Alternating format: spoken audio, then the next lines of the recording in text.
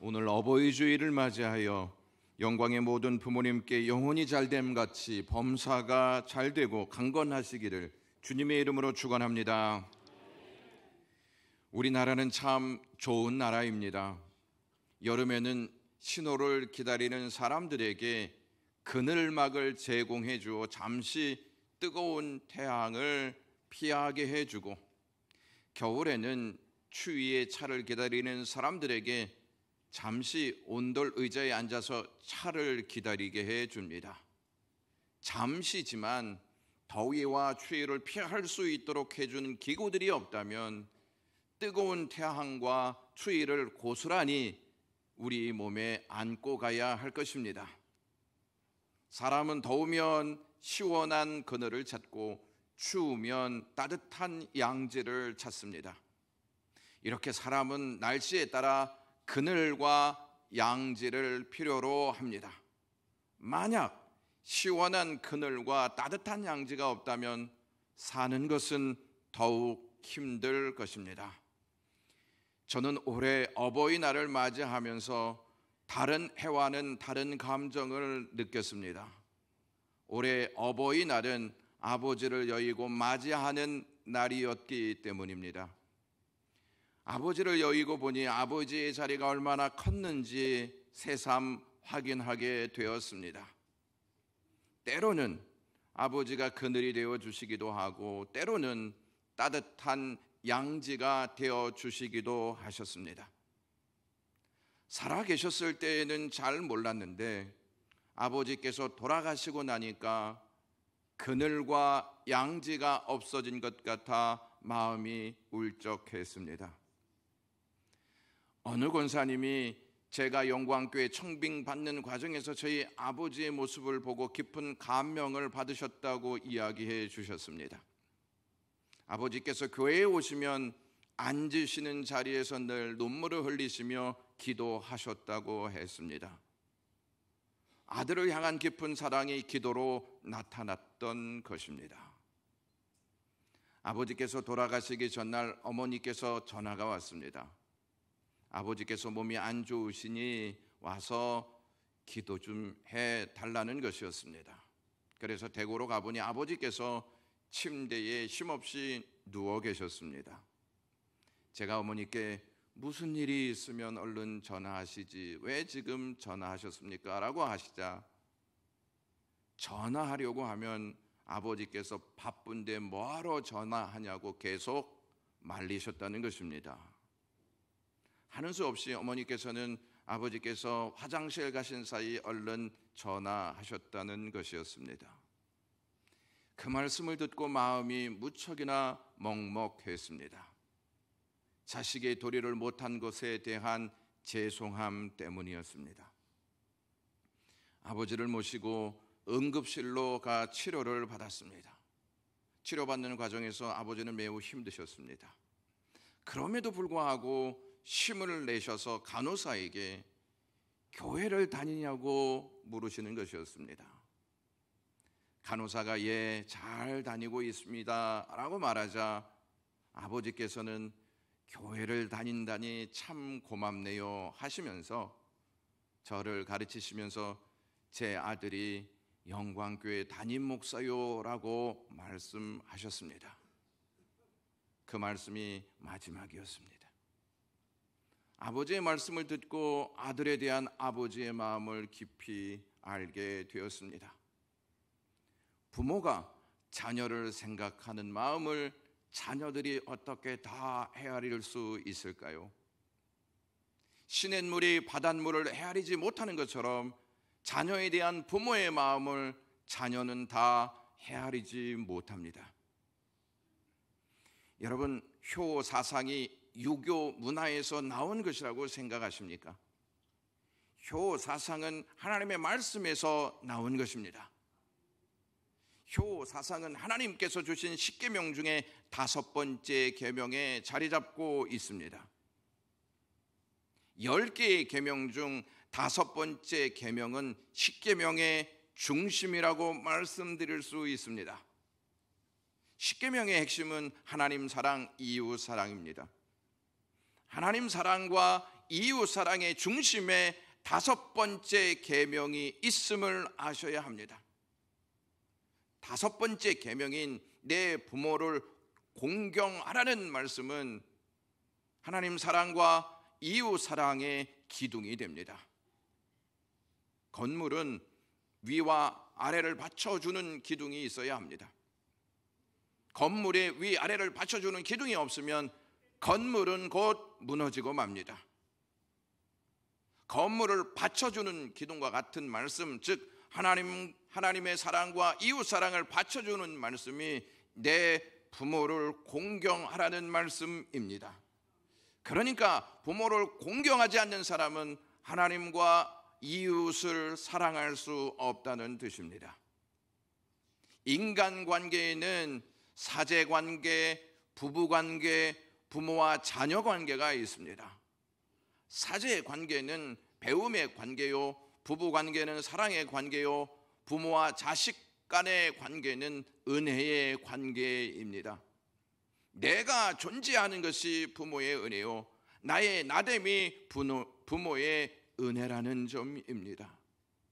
다른 관계는 그 관계가 끝나면 단절이 되지만 부모와 자녀 관계는 단절되지 않습니다. 무덤에 들어가도 관계는 계속됩니다.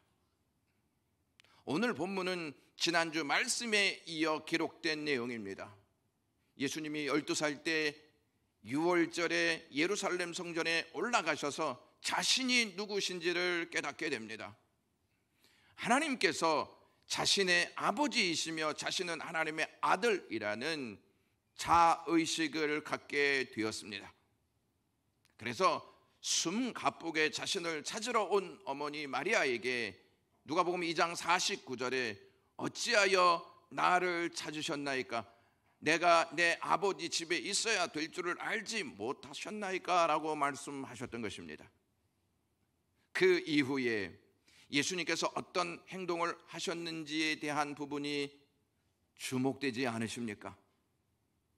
예수님이 하나님의 아들이시라는 자의식을 갖게 되었으면 생각과 행동이 달라질 수 있지 않겠습니까? 51절에 보시면 예수님이 더 이상 성전에 머무르시지 아니하시고 마리아와 요셉과 함께 나사렛으로 내려가셨다고 기록되어 있습니다. 여기에서 내려가다라고 하는 동사는 아래로 떨어지다라고 하는 뜻이 포함되어 있습니다. 비참하고 부끄러운 낮은 상태로 던져졌다는 뜻입니다. 예수님은 예루살렘에 있는 아버지의 집을 떠나 나사렛으로 내려가셨습니다. 예루살렘은 이스라엘의 중심지였고 나사렛은 변두리였습니다. 예수님은 중심지인 예루살렘에서 내려와 촌구석인 나사렛에 이르렀습니다. 예수님은 하나님의 아들이라는 자의식이 생긴 직후에 하나님의 아들로 무엇을 하며 살아야 할지를 분명히 아셨습니다. 하나님의 아들로 하나님 아버지의 뜻대로 사는 것이었습니다. 하나님 아버지의 뜻은 육신의 부모에게 순종하여 받드는 삶을 사는 것이었습니다. 하나님 아버지의 뜻은 10계명에 다 담겨져 있습니다. 그 중에 다섯 번째 계명인 내 부모를 공경하라는 하나님 아버지의 말씀을 따라 육신의 부모에게 순종하기 위해서 나사렛 동네로 내려오셨던 것입니다. 나사렛에 내려오신 예수님은 부모에게 순종하여 받으셨습니다. 이 문장은 현재 분사와 결합되어 기록되어 있습니다. 그러니까 예수님이 지속적으로 순종하셨다는 말씀입니다. 이 말씀을 우리말로 직역해 본다면 계속 순종하면서 계셨다는 뜻입니다. 예수님은 가장 큰 고통을 받는 시간에도 어머니를 생각하고 효를 다하셨습니다. 요한복음 19장 23절에서 25절은 예수님을 십자가에 못 박은 로마 군병들이 예수 그리스도의 옷을 나누어 갖는 장면이 나옵니다. 예수님의 어머니는 그곳에 있었습니다. 유대인들은 대개 5깃으로 된 옷을 입는다고 합니다. 그러므로 23절에서 군병들이 예수님의 옷을 4등분해서 한 개씩 나누어 가졌다는 것은 한 개의 옷을 4파트로 찢었다기보다는 4겹수로 된 옷을 하나씩 벗겨서 나누어 가졌다는 뜻입니다. 이제 마지막으로 속옷 하나가 남았는데 이 속옷은 호지 아니하고 위에서부터 통으로 짠 것이라고 말하고 있습니다. 솔기가 없는 통옷이라는 의미입니다.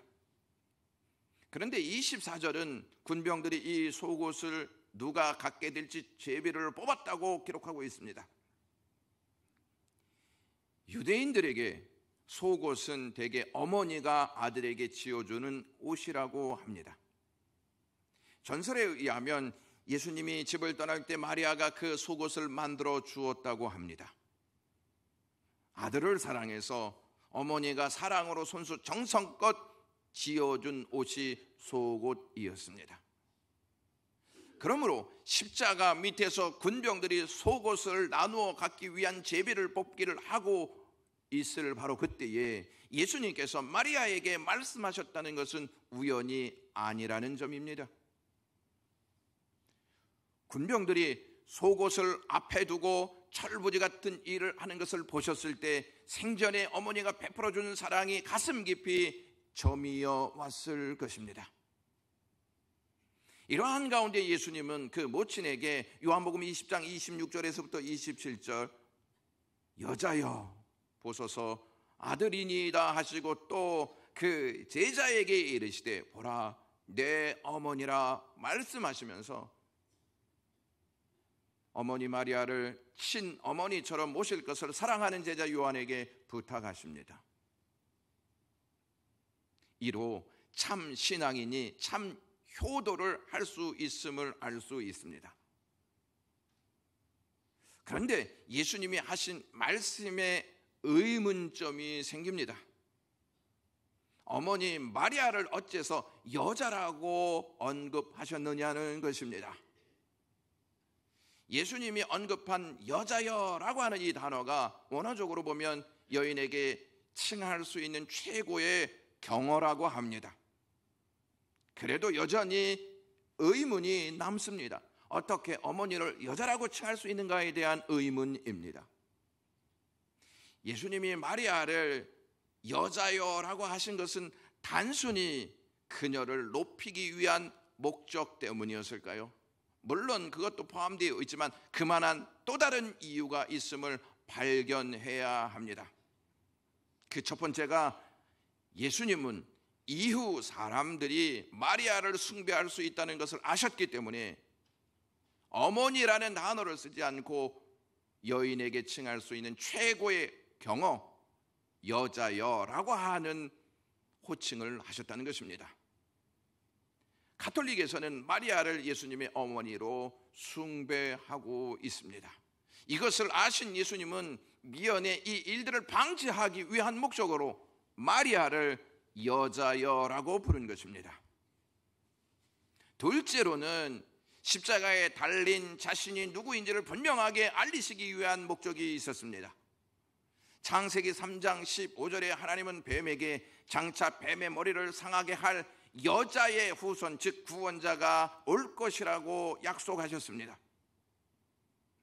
그 후에 사람들은 궁금했습니다.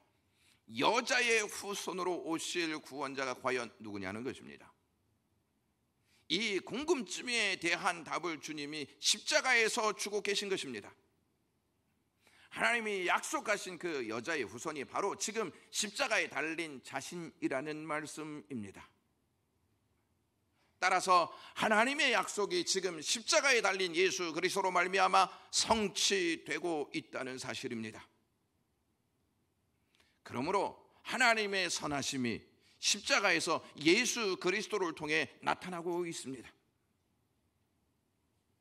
십자가보다 더 위대한 사역은 없고 그보다 더 중요하고 가치 있는 일은 없습니다.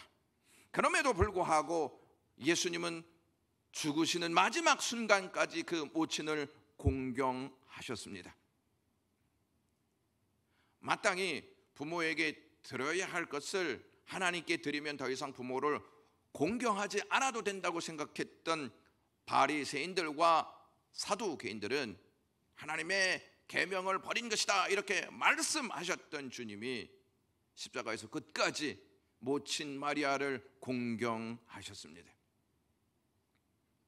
예수님은 부모를 받들어 섬기는 것이 하나님의 뜻이었기에 계속 순종하며 사셨습니다. 한 번 하고 많은 순종은 의미가 있습니까? 1년에 한 번 어버이날에 부모를 찾아뵙고 꽃을 달아주는 것으로 끝나고 연락을 단 한 번도 하지 않는다면 과연 부모를 진심으로 공경하고 있느냐 하는 것입니다. 순종은 계속해야 의미가 있습니다. 부모에게 계속 순종하는 것은 쉽지 않습니다. 반드시 순종이 따르기 때문입니다. 희생이 따르기 때문입니다. 희생 없이 부모를 섬길 수가 없습니다. 기본적으로 경제적인 희생이 있어야 하고 시간적인 희생이 있어야 합니다. 그 이외에도 다른 것들이 동반됩니다. 환경적 차이도 있고 생각의 차이도 있고 경험의 차이도 있고 이해의 차이가 있어서 갈등이 생긴다는 것입니다. 그렇기 때문에 부모에게 계속 순종하는 삶은 어려움도 있고 망설여지는 부분도 없지 않아 있습니다.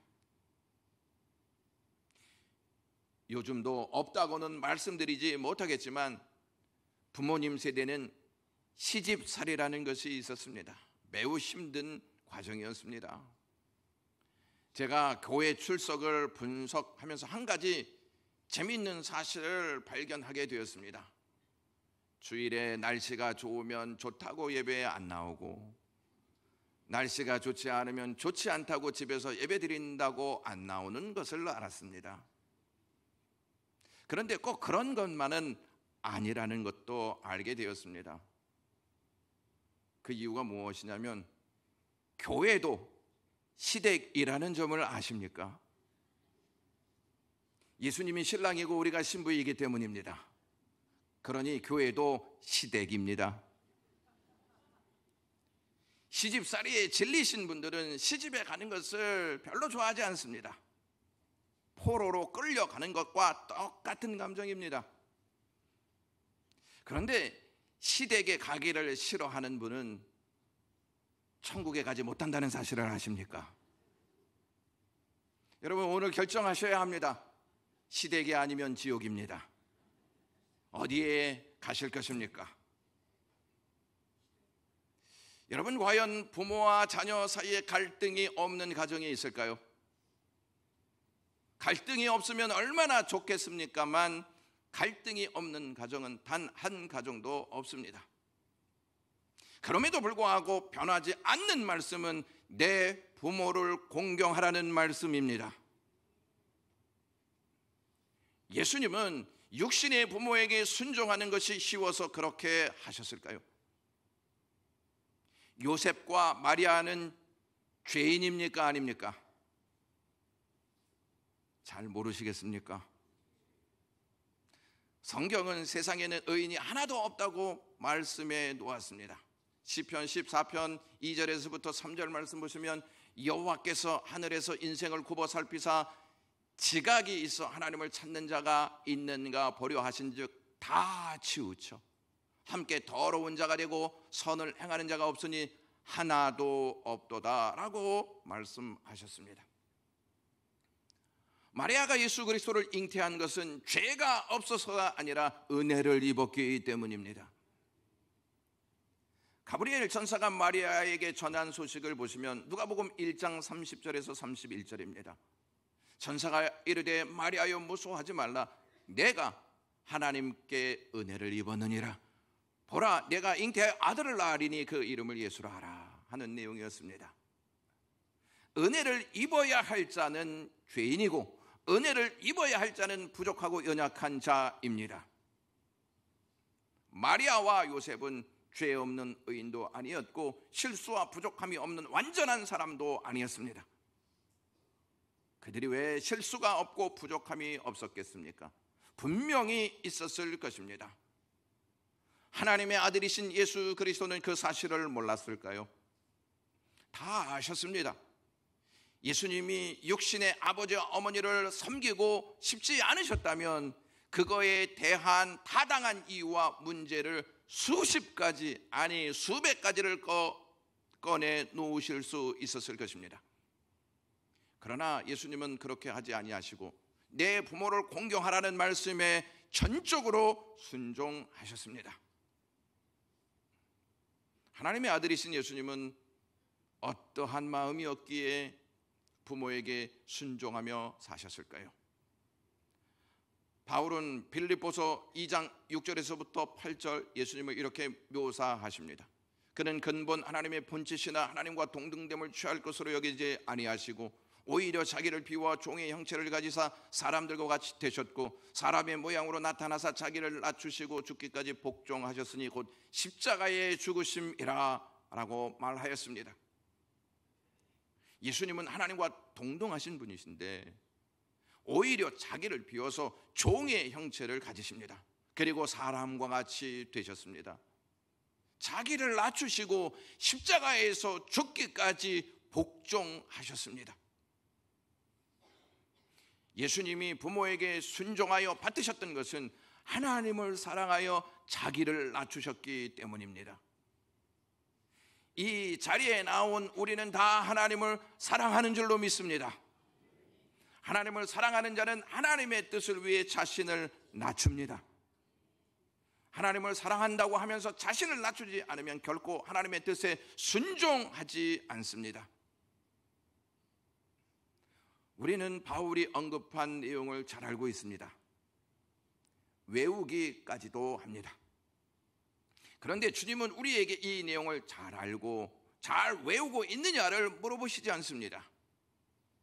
바울이 왜 이 말씀을 빌립보 교회에 전했다고 여러분 생각하십니까? 예수님의 마음을 품고 살라고 전한 것입니다. 빌립보서 2장 5절에 너희 안에 이 마음을 품으라 곧 그리스도 예수의 마음이다. 주님은 이 말씀을 잘 알고 잘 외우고 있느냐를 물어보시지 않고 나의 마음을 품고 사느냐 이것을 물어보십니다.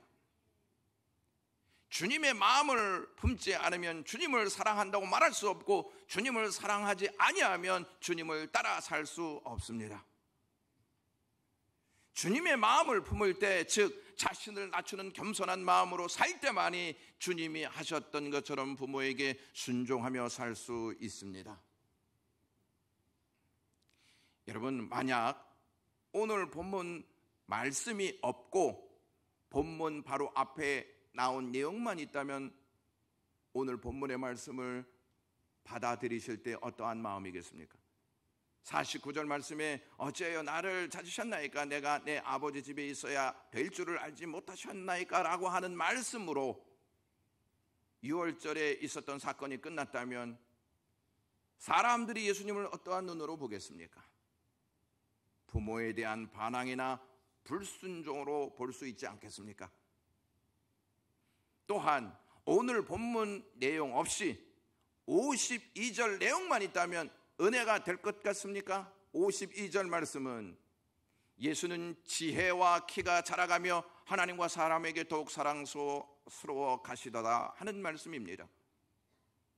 부모에게 순종하지 않고 지혜와 키가 자라가며 하나님과 사람에게 더욱 사랑스러워 가신다면 모순적이지 않습니까?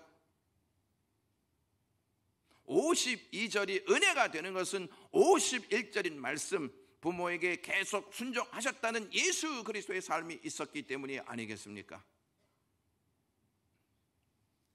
오늘 본문은 예수님이 12살 어린 시절을 중심으로 기록된 내용입니다. 이스라엘은 12살이 되는 남자아이들을 성인으로 여기고 율법의 아들이라고 불렀습니다. 12살 때부터 모세의 율법을 기록한 내용 모든 것을 지켜야 할 의무가 있었기 때문입니다.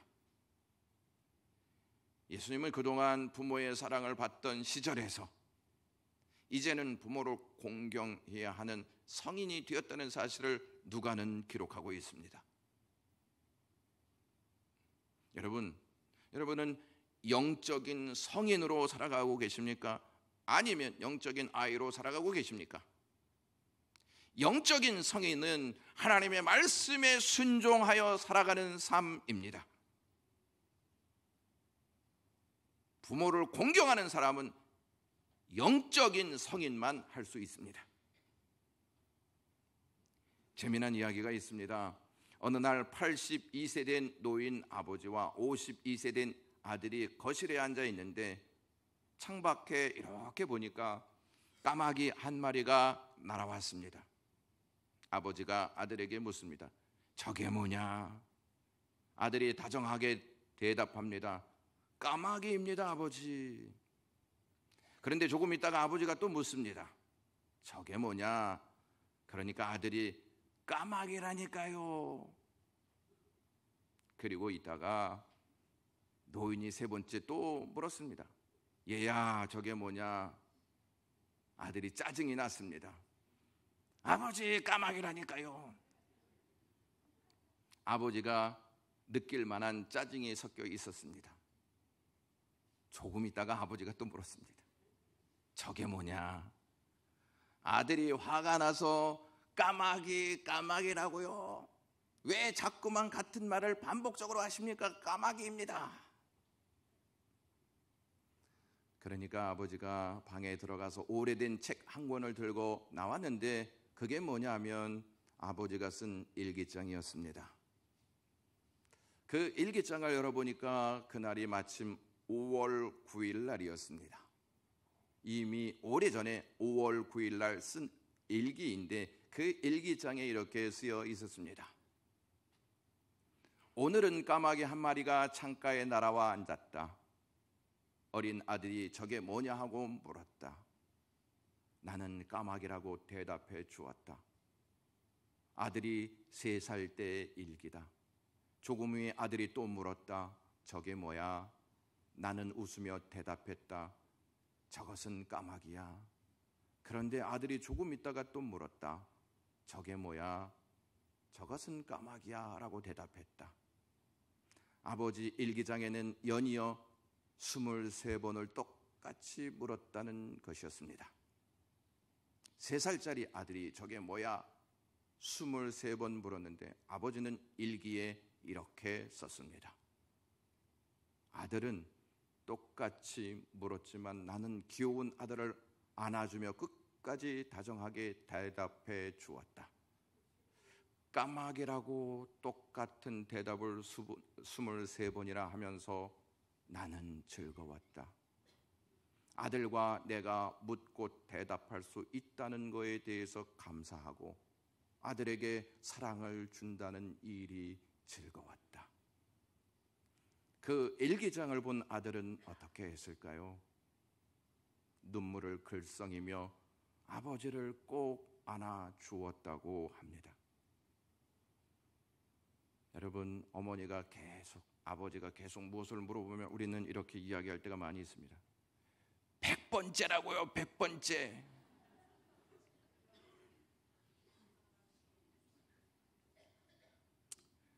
저희 아버지가 살아계실 때에는 까마귀를 보면서 저게 뭐야 라고 물으신 적은 단 한 번도 없습니다. 그러나 저희 귀에 생생하게 들려오는 것은 아버지의 기도 소리였습니다. 그 기도는 저를 위한 기도였고 자녀들을 위한 기도였습니다. 제가 지금 이 자리에 서서 목회할 수 있는 것은 하나님의 전적인 은혜 때문입니다. 그 하나님의 은혜가 아버지와 어머니의 기도를 통해서 저에게 전달되었던 것입니다. 자녀의 그늘은 아버지의 어머니의 사랑이고 자녀의 양지는 아버지 어머니의 헌신입니다. 오늘 설교 후에 어버이의 은혜를 생각하며 부를 노래가 어머니의 마음이라는 노래입니다. 이 노래를 작곡한 분이 이흥열 선생인데 이분이 일본에 가서 음악 공부를 할 때의 일화입니다.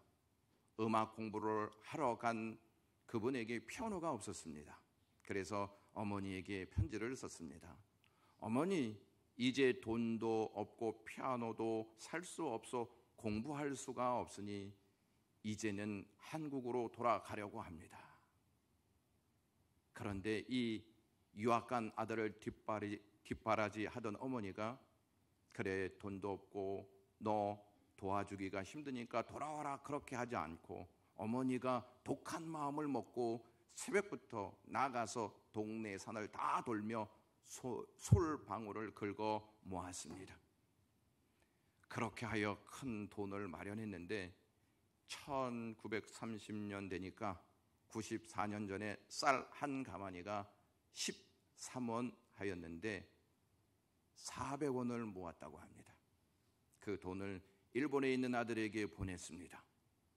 그 아들이 그 돈으로 피아노를 사 피아노로 열심히 공부하여 훌륭한 음악가가 되었습니다. 그래서 작곡한 것이 어머니의 마음이라는 노래입니다. 가사를 한번 보겠습니다. 낳으실 때 괴로움 다 잊으시고 기르실 때 밤낮으로 애쓰는 마음, 진자리 마른 자리 갈아 누이시며 손발이 다 닳도록 고생하시네. 하늘 아래 그 무엇이 넓다 하리요, 어머니의 희생은 가히 없어라. 어려선 안고 업고 얼로 주시고 자라선 문 기대어 기다리는 맘, 알을 쌓아 그릇 될 쌓아 자식 생각에 고우시던 이마 위엔 주름이 가득 땅 위에 그 무엇이 높다 하리요, 어머니의 정성은 지극하여라. 사람의 마음속엔 온가지 소원, 어머니의 마음속엔 온가지 한 가지 아낌없이 일생을 자식을 위하여 살과 뼈를 깎아서 바치는 마음, 인간의 그 무엇이 거룩하리요, 어머니의 사랑은 그지 없어라입니다. 어머니의 사랑으로 그 어머니가 보내주신 돈을 가지고 피아노로 공부해서 어머니의 마음이라는 노래를 만들어 지금까지 불려지고 있습니다. 부모님은 자녀의 그늘과 양지가 됩니다. 오늘 말씀을 통해 부모를 둔 자녀는 주님처럼 부모에게 순종하되 계속 순종하는 삶을 살아야 합니다. 효도는 기회가 주어질 때 하는 것이지 기회를 잃으면 할 수 없습니다. 부모가 살아계실 때 부모가 살아계실 때에 효도할 기회입니다. 부모가 돌아가신 후에 자녀들의 공통적인 마음은 못해드린 것에 대한 후회입니다. 어버이 주일을 맞이하여 하나님은 자녀된 영광의 모든 가족들에게 이렇게 말씀하십니다. 내 부모를 공경하라. 기도하겠습니다. 하나님, 부모님을 주셔서 감사하고요, 부모님의 신앙을 통해서 기도를 받게 하시고 예배하게 하셔서 감사합니다. 이것을 잊지 아니하고 하나님의 말씀에 전적으로 순종하는 영광의 모든 가족 되게 하옵소서. 예수님의 이름으로 기도드리옵나이다.